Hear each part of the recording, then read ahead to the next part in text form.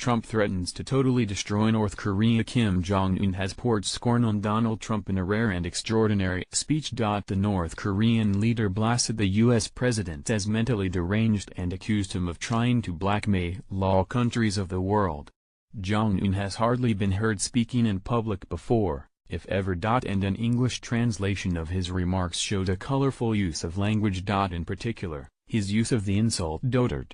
The emphasis is on the first syllable, so should be pronounced correctly as dotard'. According to the Oxford dictionaries, it is a noun which means an old person, especially one who has become weak or senile. Many admitted they had to look up the definition, and inevitably Twitter became the place to find humorous reaction. Who gets to read Trump the definition of dotard? Wrote Ashley Feinberg. Sarah Kenzier added, that awkward feeling when you agree that POTUS is indeed a dotard but also must cope with impending nuclear annihilation. Whoa. It takes a strange kind of genius to pick a word that makes everybody find a dictionary and go holy cow, he is a dotard, said Amy Hunt. Dotard is a pretty quality burn, Bruce Arthur chimed in. The word dotard dates back to the late Middle Ages and appears in a famous quote from the poet Chaucer in Miller's Tale. For certain, oldie dotard, by your leave / you shall have quint right enough at eve. Coincidentally, this is believed to be among the first written records of the word "see" being used in English language. Here is the North Korean leader's statement in full. The speech made by the U.S. president in his maiden address on the UN arena in the prevailing serious circumstances, in which the situation on the Korean peninsula has been rendered tense as never before and is inching closer to a touch-and-go state, is arousing worldwide concern.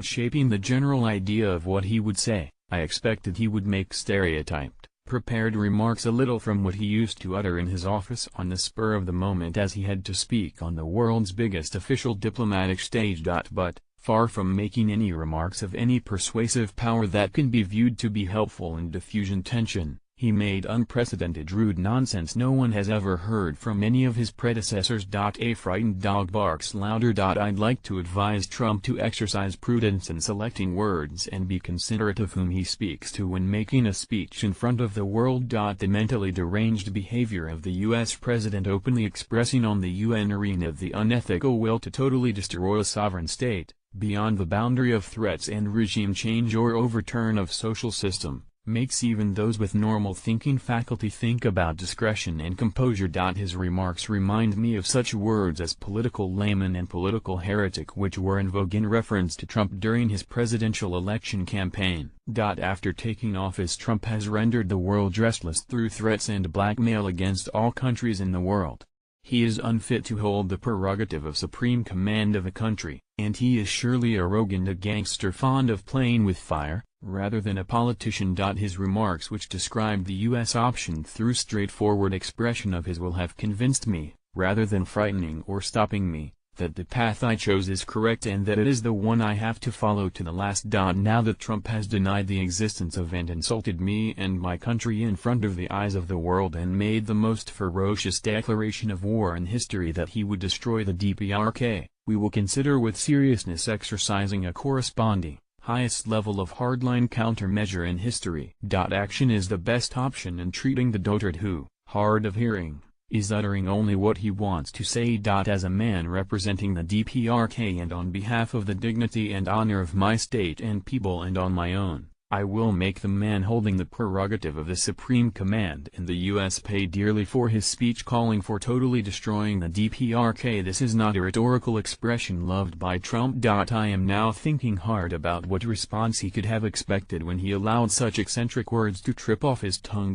Whatever Trump might have expected, he will face results beyond his expectation. I will surely and definitely tame the mentally deranged U.S. dotard with fire.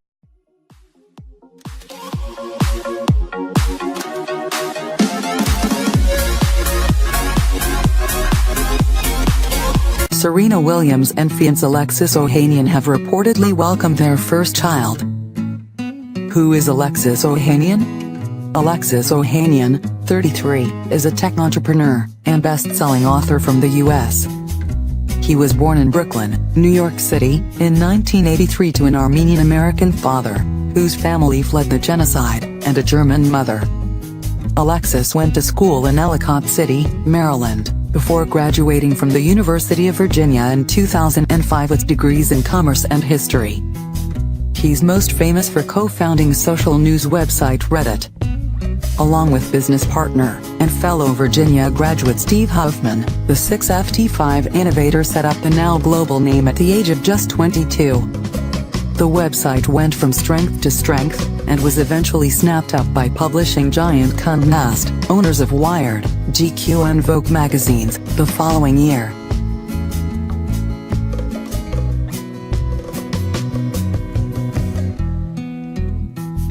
It was recently valued at £407 million and is considered to be the 7th biggest site in the US. Still a member of the site's board of directors, Alexis was keen not to rest on his laurels.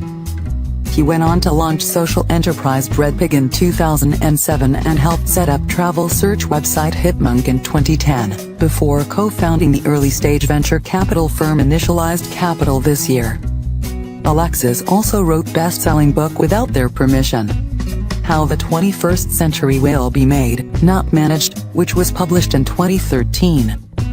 And he is a political activist, specifically in matters relating to the World Wide Web. He was dubbed Mayor of the Internet after his battles with U.S. lawmakers over proposed bills aimed at cracking down on online copyright breaches.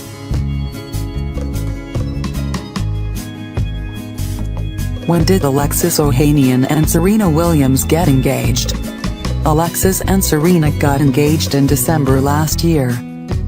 They had been dating, secretly, for 15 months after meeting in Rome. The couple announced the news of their engagement on their social media accounts.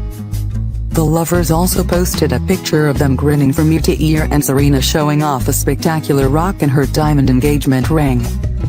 In a poem posted on Where Else? Reddit, Serena wrote, "I came home / a little late / someone had a bag packed for me. And a carriage awaited / destination, Rome. To escort me to my very own charming / back to where our stars first collided. And now it was full circle / at the same table we first met by chance. This time he made it not by chance / but by choice. Down on one knee / he said forward / and I said yes." And Alexis shared the happy news on his Facebook page writing, "She said yes." Alexis was also spotted cheering on his wife-to-be as she competed at the Australian Open. The Reddit founder clapped and looked proud as punch as his wife-to-be won in straight sets to beat rival Belinda Bencic. Serena went on to triumph in the final, dispatching her sister Venus to surpass Steffi Graf's Grand Slam win tally and cement her status as the greatest of all time. And she was around 8 weeks pregnant at the time. The tennis champ gave an interview to Vanity Fair in June sharing the details of how they fell in love, and also how she told him she was pregnant by handing him a paper bag containing 6 positive pregnancy tests.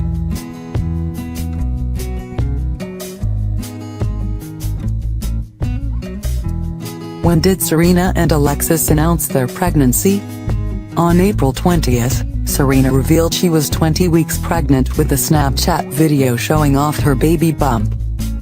She later shared a moving tribute to her unborn child on her Instagram page, saying how she couldn't wait to meet them. Serena, who has still been playing during her pregnancy, then gave a big clue that she will resume tennis once she's had the child as she wrote, "I can't wait for you to join the players box next year." It continued, "But most importantly, I am so happy to share being #1 in the world with you. Once again today. On it Alexis Ohanian Day from the world's oldest #1 to the world's youngest #1. Your mommy." When did Serena give birth? The tennis legend broke the internet when she revealed she was 22 weeks pregnant in mid-April. This put the baby's due date around the end of August or beginning of September, and right on cue, the star went into labor on September 1st. She gave birth to a baby girl the same day, with America's WPBF 25 news producer Chris Shepard tweeting that mother and child were doing well.